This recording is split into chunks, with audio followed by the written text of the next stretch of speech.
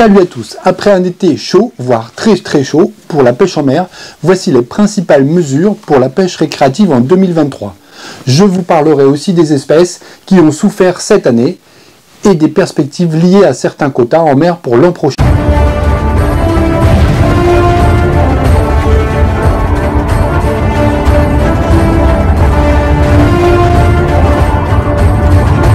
La canicule a été hors norme cette année. Aucune région française n'a été épargnée. Entre assèchement des cours d'eau, incendie, nous abordons 2023 avec une réglementation pour la pêche française toujours aussi incohérente, malgré les efforts d'harmonisation de la communauté européenne. La réglementation de la pêche en mer se fait par zone en Europe, divisée pour la France en deux zones, pour la mer du Manche Nord, la zone 7D et la zone 7E, et en Atlantique, deux zones aussi qui nous intéressent, 8A et 8B.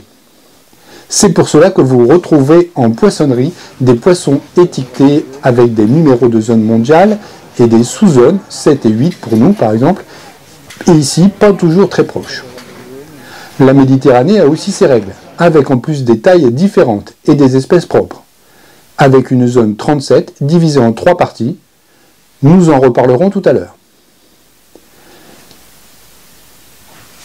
C'est le CIEM qui fait des recommandations à l'Europe quant aux possibilités de pêche de l'année à venir en fonction des calculs et des relevés scientifiques de l'IFREMER. Pour 2023, la réglementation pour le bar européen ne change pas. Du bord ou en mer, ce sera donc 2 bars par jour et par personne. Pour la mer du Nord, Manche, ainsi que pour la façade atlantique.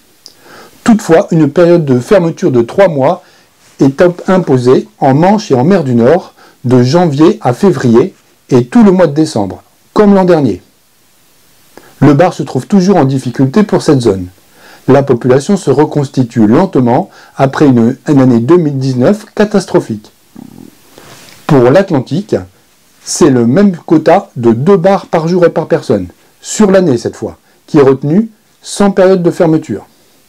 La population de bars, ici, est considérée comme en bon état. C'est donc par précaution que la limitation est demandée à la pêche récréative. Pour la taille de capture du bar sur toute la façade Manche-Mer du Nord Atlantique, c'est toujours pareil. C'est 40 cm pour les professionnels et les amateurs sont à 42 cm. Les explications de cette disparité sont que les intérêts des communautés de pêcheurs artisanaux professionnels du littoral dépendent de cela pour vivre. Alors messieurs, dames les bars, de 40 cm, choisissez donc par qui vous voulez être attrapé. Pas sûr que l'on préserve la reproduction du poisson,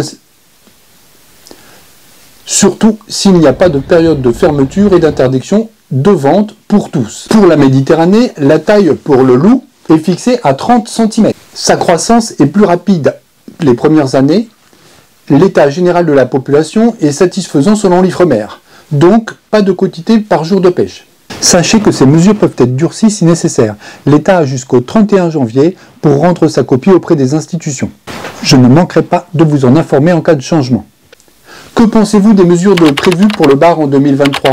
Indiquez-le moi dans la description. Le CIEM ouvre le parapluie avec la canicule en l'absence d'infos probantes des scientifiques sur les espèces comme le lieu jaune ou le chinchard commun, qui est carrément interdit de pêche, car devenu rare. La sole en zone 7, Manche-Mer du Nord, est quasiment en voie d'extinction, avec les techniques électriques pratiquées par nos voisins européens ces dernières années, mais interdite aujourd'hui. Les pressions continuent autour de la Seine danoise, la Seine démersale, qui ratisse littéralement tout sur des surfaces de 3 km² par Seine. Elle a d'abord été interdite cet été, mais autorisée par le tribunal, afin d'éviter une discrimination avec les pêcheurs néerlandais. Une incohérence de plus, le maigre passe de 30 cm à 35 cm pour les pêcheurs pros et de 45 cm à 50 cm pour les pêcheurs de loisirs, depuis août 2022. Je voulais aussi cette année attirer votre attention sur 2 autres espèces en danger, l'anguille et le chinchard. Pour l'anguille, l'été a été catastrophique dans notre région de Marais. La sécheresse a littéralement vidé tous les étiers, même les plus gros. Nous avons vécu une véritable catastrophe écologique en août sans que les pouvoirs publics interviennent. Il semble que ces messieurs étaient en vacances, que rien n'ait été fait pour sauver anguilles et autres carpes. Le marais breton vendéen semble un milieu secondaire au regard des pouvoirs publics. De fait, l'anguille a littéralement disparu, mangée par tous les prédateurs, aigrettes, hérons, ou morte par manque d'oxygène dans une eau en putréfaction. Ce n'est pas ainsi que la population se reconstituera. Quant au chinchard, il a quasiment disparu en mer du Nord et à Manche, et Atlantique. Je parle du chinchard commun, car le chinchard de Méditerranée, lui, semble un peu mieux se porter. Il n'est pas recherché en pêche industrielle. On en pêche régulièrement en pêche de loisirs sur nos côtes, en Atlantique, depuis le Covid. On le reconnaît par rapport à son homologue car il a la queue jaune. Je pense que les conditions climatiques ayant évolué favorablement pour lui par ici, cela a favorisé son développement. C'est un gros bagarreur à la canne, on le pêche avec beaucoup de plaisir. Quelle solution espérer? Pour le bar, une harmonisation des tailles entre le professionnel et le plaisancier. Si l'on veut protéger une espèce, il n'est pas logique de faire de la discrimination. Même chose pour le maigre. Il faut arrêter de se cacher derrière des pseudo-excuses de survie de la pêche pro-côtière. Quand on autorise la pêche de bateaux industriels, qui ramassent tout comme celui-ci, le margiris, la pêche locale des artisans pêcheurs, ligneurs, palangriers, paraît si dérisoire. Pour l'anguille, devant les conditions climatiques difficiles, ces dernières années et l'effondrement des populations, il serait bon d'interdire temporairement la pêche de la civelle par les pros, même si elle est très lucrative et ne dure que quelques semaines, afin de laisser le temps de reconstituer les stocks dans nos régions. Concernant la protection des frayères, il faut continuer à interdire la pêche au chalut en période de reproduction et en particulier dans notre zone avec le plateau de Rochebonne.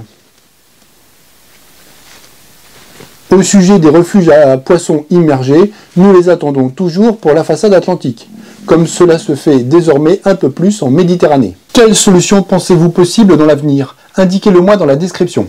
Voilà, je vous souhaite d'excellentes fêtes de fin d'année. Je tiens ainsi à vous remercier pour votre fidélité et le passage des 7000 abonnés. Dans la prochaine vidéo, vous retrouverez notre dernier jeu concours de l'année. Je vous souhaite aussi à toutes et à tous de belles sorties l'an prochain. Merci à tous pour votre engagement et vos encouragements. Prenez soin de vous. À très bientôt. Ciao tout le monde.